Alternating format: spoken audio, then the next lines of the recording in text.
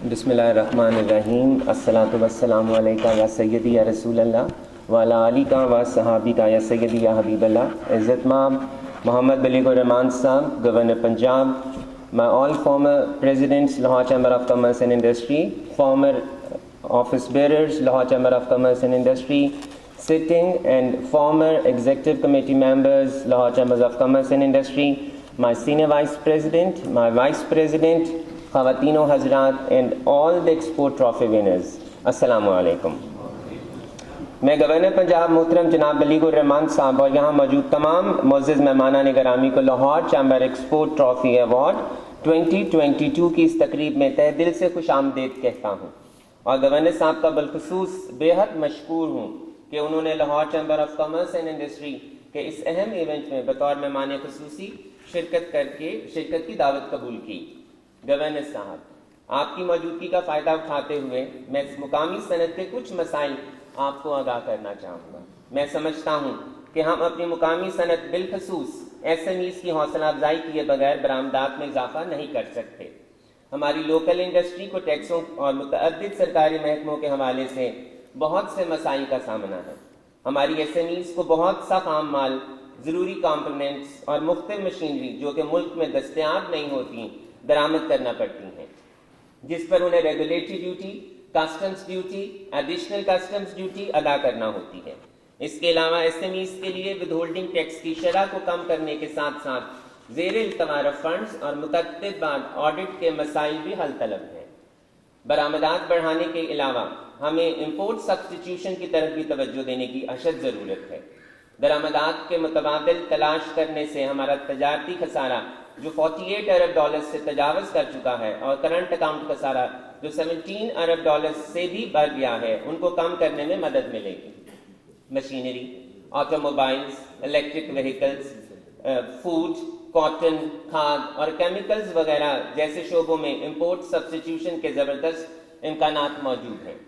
حکومت کی جانب سے 5 برآمدی شعبوں کو رعایتی ٹیرف پر بجلی اور گیس کی فراہمی نہایت قابل تحسین اقدام ہے, مگر ہمارا خیال ہے کہ یہ سہولت دیگر شعبوں کو بھی فراہم کی جانی چاہیے تاکہ ان کی ایکسپورٹ کمپیٹیٹیونیس میں اضافہ ہو سکے.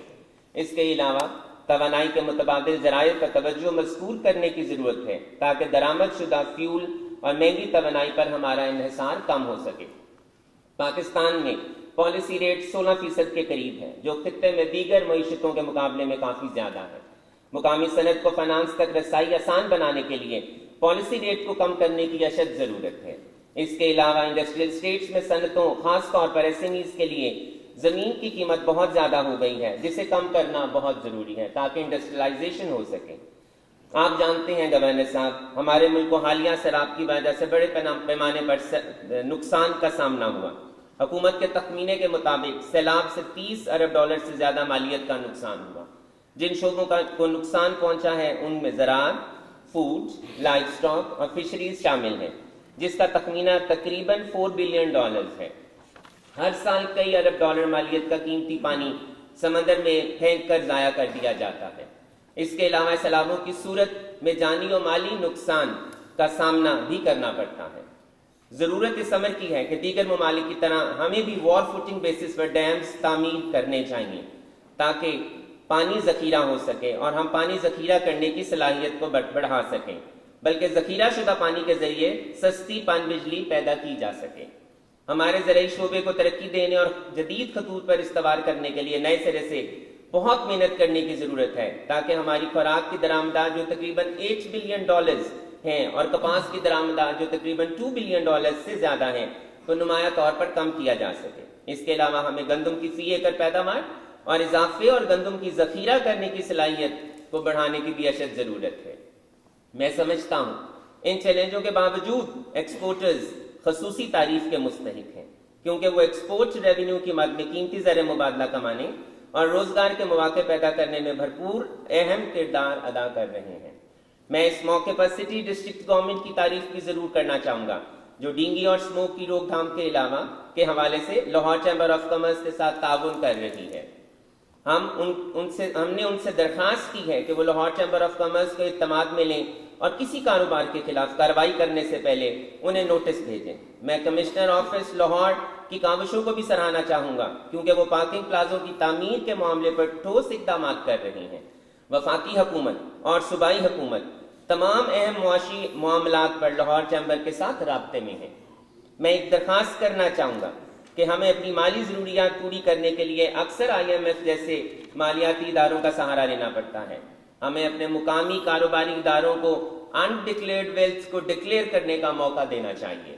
پہلے ہی شعور نہ ہونے کی وجہ سے بہت ساری سرمایہ کاری غیر پیداواری اثاثوں میں چلی گئی ہے۔ اس صورتحال کو ایک مناسب اسکیم متعارف کروا کر بہتر آگاہی اور صنعت کی حوصلہ افزائی کے ذریعے تبدیل کیا جا سکتا ہے۔ اس سے معیشت میں بہتری بھی آئے گی اور لیکویڈیٹی بھی آئے گی۔ ہم نے اس سال لاہور چیمبر کو business compliance and facilitation year declare کیا ہے۔ ہمارا مقصد ڈاکومنٹیشن اور فائلنگ آف ٹیکس ریٹرنز کے نظام میں اصلاحات کرنا ہے، اور ہم اس مقصد کے لیے حکومت کے ساتھ اپنا تعاون ہمیشہ جاری رکھیں گے۔ ان خیالات کے ساتھ میں ایک بار پھر گورنر صاحب کا بہت شکریہ ادا کرنا چاہوں گا کہ انہوں نے اس تقریب میں آ کر ہمیں عزت بخشی۔ اس کے ساتھ ساتھ میں تمام ایوارڈ ہولڈرز کو بھی ایک بار پھر اس اہم موقع پر مبارکباد دینا چاہوں گا، اور امید کروں گا کہ آئندہ بھی ملکی برآمدات کے فروغ میں اپنا بھرپور کردار ادا کریں گے اور دیگر کمپنیوں کے لیے ترغیب اور حوصلہ افزائی کا باعث بنیں گے۔ بہت شکریہ۔